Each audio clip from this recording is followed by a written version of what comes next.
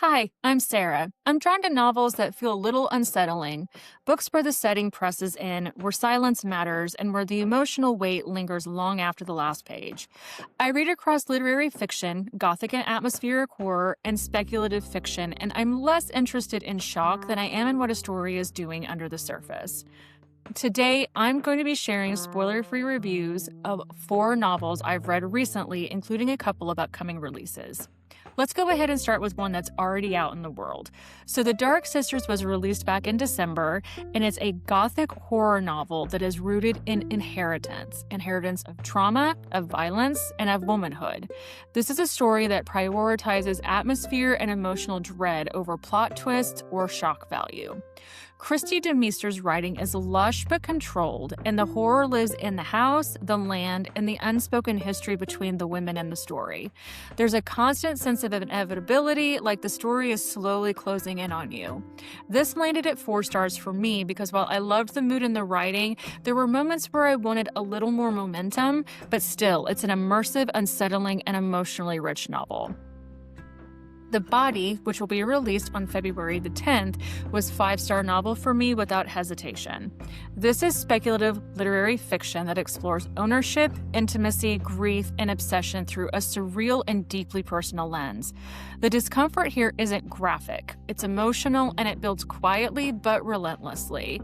Bethany Morrow's prose is precise and fearless. The novel doesn't over-explain itself or soften its themes, and it trusts the reader to sit with ambiguity. I finished this book and I immediately wanted to reread it. It's haunting, intimate, and emotionally devastating in a very controlled way. Mrs. Walford is also out currently. It was released back in November. It's a literary fiction novel that is focused more on character, social dynamics, and quiet psychological observation. Very much your Regency Gilded Age type story. This is a restrained, understated book where much of the meaning lives between everyday interactions and polite conversation.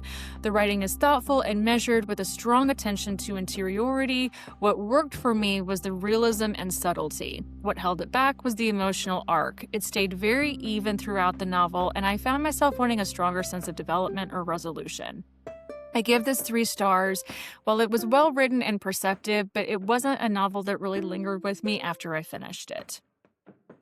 Finally, The Sweetside Motel. This will be released on March the 2nd, and it's an atmospheric horror novel set during the COVID-19 pandemic, and that context is essential to how the story functions. When I found out, I almost didn't read the book, but I decided to go ahead, and I'm so glad I did. The pandemic setting intensifies the novel's themes of isolation, confinement, and emotional exhaustion, with the motel acting as a pressure cooker for fear and unease. Rather than relying on shock, the horror is quiet, grounded, and deeply realistic. For me, the pandemic elements made this a heavier read, but that emotional weight also speaks to how effectively the novel is constructed. I gave this 4 stars for its mood, restraint, and strong sense of place, and it's the kind of horror that lingers long after you close the book. I'm really glad that I stuck with that one. So these are my thoughts on 4 novels, some newly released and some that are just about to be. I want to thank you, NetGalley, for the advanced copies of all of the books that are provided in exchange for honest reviews. If you've read any of these, or if there's an upcoming novel you think I should keep an eye on, I'd love to hear about it in the comments. You can also follow me on Instagram at bookishblackcat, and that is bookish_black_cat. Until next time, thanks guys.